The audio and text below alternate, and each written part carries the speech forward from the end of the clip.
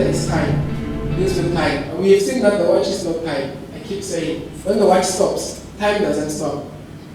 And when we move the hands of the clock or of the watch, it's not even moving. When the sun stands still, like Joshua commanded it in the Bible, I ask people, did he stop the sun? Did he stop time? What's really what here? Then we came to understand that time is actually a law. And when you understand, with understanding time, the book will answer this question: where does God come from for you? Where does God come from? Where, which is space, right? Where is distance? Space. Now space can only be occupied by matter. In physics they say that matter is anything that has mass and that occupies space. So then, where deals with space and distance?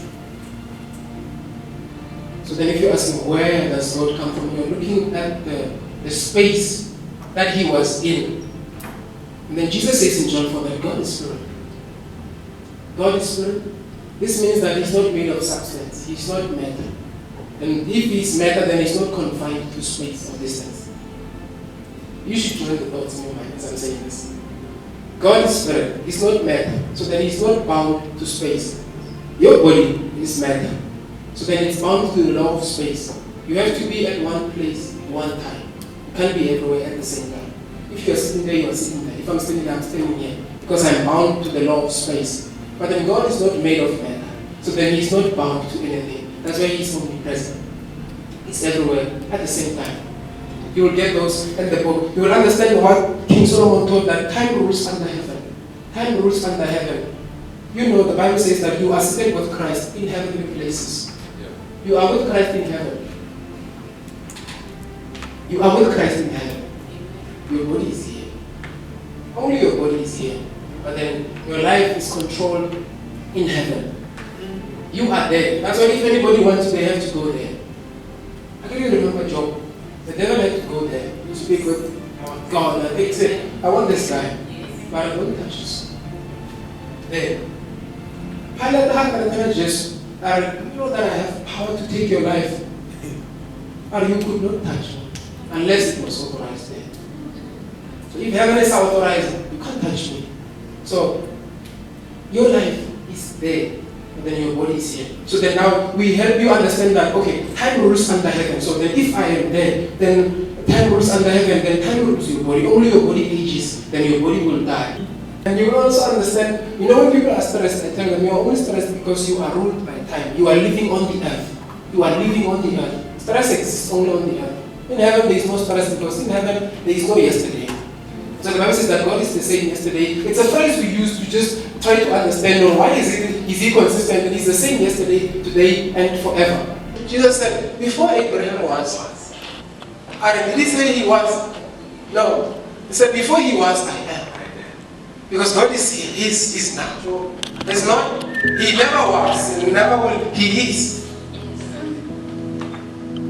He's in the zone of existence, He exists now. And Lord, if you know that you exist now, you will stay where you are and become grateful for life where you are. Because then what misunderstanding time has done, it has made people stressed because they're thinking, yesterday which is not real, you're just imagining it. And then you're also thinking about tomorrow, which Jesus warned his disciples, don't worry about tomorrow. Tomorrow is wherever you are where you are, and everything is beautiful where you are breathing, you are healthy, everything is good with you. Forget about these things. Stay where you are, where God is. You'll realize how grateful and how good the Lord is.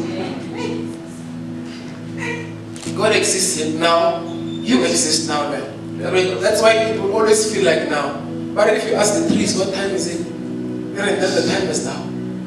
If you come back next year, what time is it again? You tell the time is now. Because there's only one time, and that's now. There will never be any other time. 10 years later, you'll realize it has always been now. Another concept that we will help you with understanding time is the finished life. Nothing is new under heaven, King Solomon says. Nothing is new. Nothing is new. Jeremiah tells God, where he's a young man, God wants to send him. He says, no, I'm still a youth. The Hebrew word he used there means that he's an adolescent. He said, no, I'm still an adolescent. God said, boy, before you were born, I knew you. Before before you were conceived, I ordained you a prophet. Yeah. So whenever you think I'm starting, I'm done. The prophet Isaiah speaks of the same thing, but he is God and there is no one like him, because he declares an end in the beginning. But when you see God's hand busy, or now he's starting something, now he's finishing, he's done. He is that quick. In fact, there's a verse in Isaiah. Let me read it. Okay, can I have a Bible? Somebody has a Bible. Okay, let me just use the phone. Isaiah 65 verse 24. Let me show you this verse. It blew my mind. Let me show you how quick God is. Check the speed of God in relation to time. Isaiah 65 verse 24. And it shall come to pass that before they call, I will answer. Yeah. Are you thinking about it? Before you call, he answers. Amen. What is that? Think about calling somebody right now. Before you call, they answer the phone. What is that? That is your God. And before they call, I will answer. While they are yet speaking, I will supply all their needs. Jesus said, again, those guys were making noise when they were, like he would observe the Pharisees, they were making noise. Then he told his disciples, don't be like this ones. They think God hears them when they're making noise. Go to your room. When you come to your room, your Heavenly Father knows your business before you even open your mouth. Amen. Because he's done with us. Then there's nothing you under heaven. It's actually the past. We live in the past, I say. Because now when a prophet sees what you call future, then he comes back. You see now in the past, or is he in the future? Okay, you don't hear that one. I'm living in. The Bible says in Revelation 13 that the Lamb of God was crucified before the foundation of the world. Jesus was crucified before the world began. God was done. When Jesus cried, it is finished. That the Messiah on the cross, God was done before he was finished. If you know that your life is done, you'll have the confidence, the boldness, you will stand up. If you think your life is muddy, your life is done in God. That's why he assured Jeremiah, I got plans. They're not to harm you. The path that you're taking, whatever thorns that you see, if you know that your life is done in God, your faith will become strengthened, because anything you see is temporary. Yeah. Anything you see is temporary. That is with understanding time. I recommend the book because I read it. You need to read it too. Hallelujah. That was I'm just giving you ideas. It also speaks on worship. I mean, you're a child of God. You worship God. You need to get the right ideas about worship. You need to get the right ideas about worship. I normally hear people, but Lord, I worship you. Yeah, okay. When you worship Him, what is that a verb or? Because if you are worshiping, you should be worshiping. You can't say I worship. I don't want to give you food. You can't say I eat. You eat. Don't you?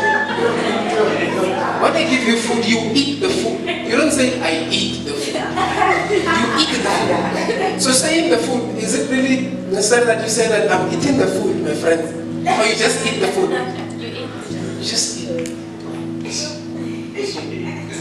I hear a lot of saints come to God. Our Lord, we worship you.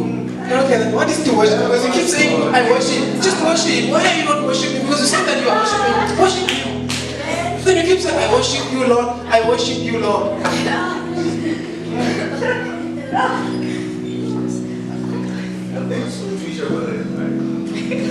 not just worship. I just think those ones who sing, bow down. Falling on my knees, I bow, and they don't bow. Even if you bow, just bow on your knees and kiss on God. Don't say that you are bowing, just bow. Why are you saying that you're bowing and you're thinking, wow, we worship? I worship by saying I worship. What is that? And because worship is crucial in your Christian walk, worship is important for fellowship. Worship helps you with fellowship. Otherwise you will become dry of God. Yeah. and your life will crack. So then worship helps you to become saturated in God's glory. And so then you are able to make it through life. Hallelujah. I was puzzled when I learned on the name of God. And I never speak about this one because it's very confusing. It's also good when I speak about it to the people, because when you're reading it doesn't make sense, because I ask people, does God really have a name? And they be like, we know his name. Not a good God. God, let me help. God means, okay. Yeah. The word God. No, let me leave it. Because I'm going to run with it and it's going to take me far. I want to say that I was shocked when I learned Hore. South Africa was not the name of our country. Yes. Or it was geographically referenced. Many people are moving, no, we are going south of Africa. Yeah. Where? South of Africa. Anyway, south of Africa is south of Africa. If I'm going to northwest. Anyway, it could be northwest for me. As long as you're moving in the northwest direction of where we are. So then I lived my whole life here. South Africa is the name. Then I think when I dug deeper, then I heard of the word Azania. Yeah. Alright. Then I said, okay, then I saw that, what we call South Africa was just a geographical location. It was a reference because of its position. And then I saw how God is also somehow referenced. We reference his attribute. Because when Moses wanted to know who he was, he said, tell them I am essential. I am means was, is, and is to be. Tell them that's the one who sent you. That's a quality, that's an attribute, how somebody is. Okay, when he gets there, he who was, who is, who's going to be has sent me to you. Is that a name? Or it's more descriptive in fact. It's not a title like we would think of it. It's more of a description. This now opens you up to how big and powerful God is. Because then if you can't say his name, the Hebrew words they're given to Moses, YHWH. According to how it was written, Bari Ainedi the vowels. It does not have the vowels. It's just those four consonants. YHWH. And when it's like that, it has no direction of pronunciation. You don't know how you are going to go about saying the word. So that I heard them say that the priests considered it more as a breath. It sounded like a breath. Because then there is no A. It nullifies saying yeah. So, because we say Yahweh, those vowels were added there by some scholars who thought that the name of the Lord is so sacred, so let's just protect it, because they call it Adonai, and they took the A, and all those vowels, they put them in between YHWH, then it sounded like Yahweh, which we call Jehovah, and it's just that, just get the book, because I want to preach for 15 minutes, 3 ideas that I want to give you with Kawoshi again, and then, which will challenge you. Number one, the Bible says that anybody who comes to God must believe that God is. Hebrews 11 verse 6. Anyone who comes to God must believe that he is. He is means he is. Like before I come, he is. The Bible says when you come, you believe that he is. Anything you say, you are telling yourself. We grew up with ideas that the devil is big, witches are more powerful. I don't know. We grew up like there's gods and all these things. So these ideas are big in our minds. When you magnify God, you are growing him above the ideas in your mind. Because you are the one who needs to hear that he's big. You've been polluted with concepts of who is worthy of worship. So then how I lift you high. You're not making God high. Remember, because he's not bound to distance. So there's no high for him because he's everywhere. We can't take him anywhere where he's not, because he's everywhere. You are lifting him high in your own mind. That's how powerful God is. So the Bible says when you come, you believe that he is.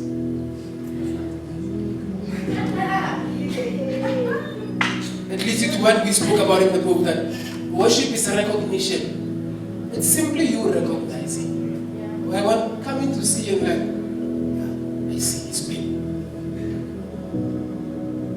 Have you heard of the verse where the stones, rather they would worship God?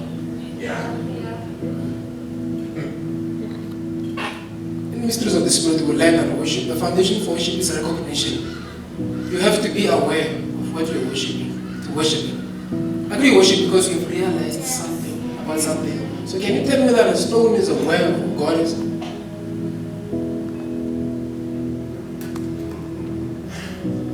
You grew up with an idea that God can do everything except to worship Himself.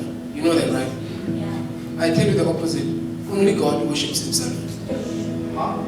Because only God knows Himself. He's so high that He cannot be understood by anything. Yeah. That's why the Bible, Yeah. that God had to give us His Spirit to Yeah. worship Him. Unless we have the Lord's Spirit, we cannot worship because we are far from understanding. We cannot make any picture of God. It's only when we had the Holy Spirit that we like, He's big. So God can only be worshipped through His Spirit. So He's technically worshipping Himself. Because only He is aware of Himself. So when He gives you a fragment of Himself, which is His Spirit, then He's letting you to see who He is. So He's worshipping Himself. Scratch off the idea. Our God is so powerful. He can't be worshipped by anything. So the stones and the animals can only do it when He gives them His Spirit. He has to give them that. He has to open their eyes to see Him. Because you don't worship unless you see. Worship is what you see, then followed by what you say, which is an expression. And I don't focus on that. I focus on the foundation for worship, which is perception, recognition. Like I said, worship is what you see of God, the picture that you have of God. Simply what you see. This is why then when you see this picture, you bow, you fall down, because then what you see, you cannot explain it. The 24 elders fall on their faces. They fall on their faces. Yeah. They say, He who was, who is, and who's going to be. In heaven, you hear the word holy. Yeah. I explained before that holy means you are set apart. Holy means you are not like the rest. But then holy does not make an attempt to describe what the thing really is. It just helps you with understanding that this speaker is not like the rest of the speakers.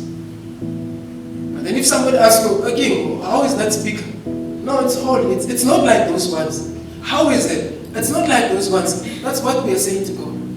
But Lord, you are holy. You are not like the rest. Okay, if He asks you, oh, how am I? You are holy. You're not like the rest. So you don't have a word. Because worship is perception. It's what you see of God. You'll get them in there. Like I said, worship happens so much in your mind. There is room for expression. Don't get me wrong. There is room for expression. Worship happens in your mind so much that worship is also warfare. You know, when you lift God up in your mind, you are battling other ideas which the devil has polluted our minds with. Then unless you worship, then you won't really get to pull down some of the ideas. So then that's why we encourage you to come to the worship sessions. I heard this is the last service. Wherever you go, always soak yourself in an atmosphere of worship. It crashes and squashes the ideas, the self-worship and worshipping other things and the devil and all these things. I encourage you to just soak yourself in the atmosphere of worship where there is music. The power of music is so powerful. I told some people, okay, I was showing them, because you see in the Bible, in the Old Testament, you never see anybody casting out the devil. No demon casting in the Old Testament, because no one had authority over the devil. No one born of man was authorized to deal with the devil. That's why Moses was told, when you find a witch, kill her. Kill her.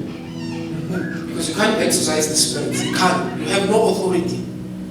Because the devil is from a spiritual plane, and then when you are mortal. Then Jesus had to come to be born of the Spirit. The Bible speaks of being born of the Spirit to overcome the world. Yeah, it's reversing the effect of what the devil did. But then the idea is, no one could deal with the devil in the Old Testament. Well, Elijah, they were powerful.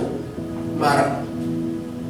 As far as the natural world was concerned. They could command the rains and all these things, Mara. They could not command the devil out of the garden. Look at Adam. They couldn't do anything about him.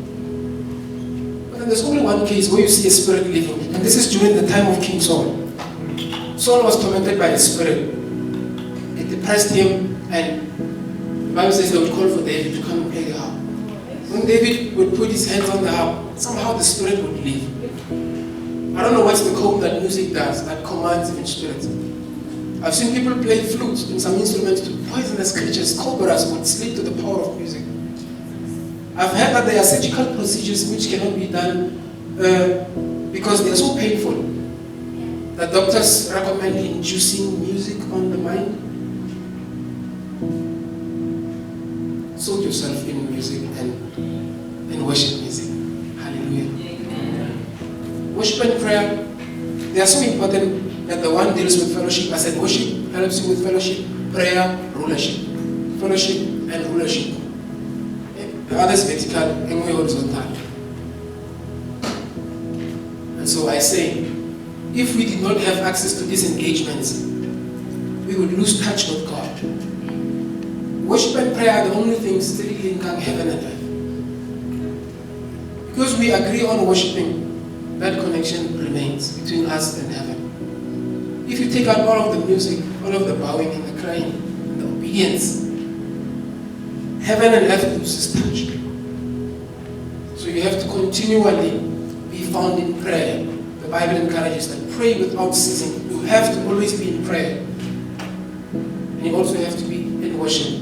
Jesus explained it simply this way. God is spirit, anybody that worships must be in spirit. When they're in spirit, like we talk about in the book, they're outside time. So they're not on time. Oh, this is we're worshiping today, tomorrow we're not worshiping. They're worshiping anytime it's prayer time, anytime it's worship time. It's an invested knowledge that reminds of who you are in God. Some things you realize that this portion of my prayer request, I'm wasting my time. These things I'll never get from God, scratch them out. Help us. Because whatever you pray for, you should get. If you're praying, you don't get what you're praying for, something is wrong with your prayers. As simple as that. The last idea that I'm dealing with you with concerning prayer is that your prayer depends on the faith that you have. Prayer is in accordance to faith. You cannot pray above your faith level. Yeah. If you stand before Goliath, it means you believe. I guess so much that you can confront him. Your prayer will never go beyond your faith. Your faith controls how much of your prayer is sent out there.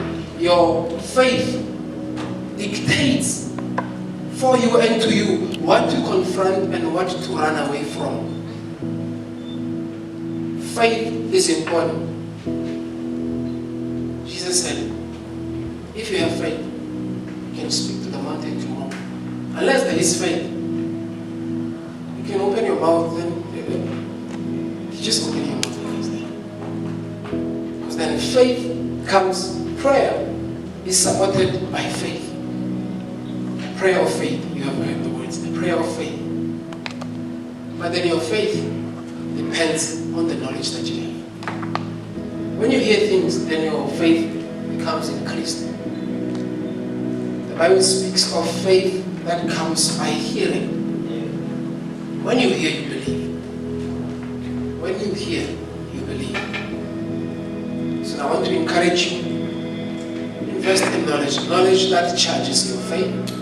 And because your faith will amplify your prayer life. It's first knowledge.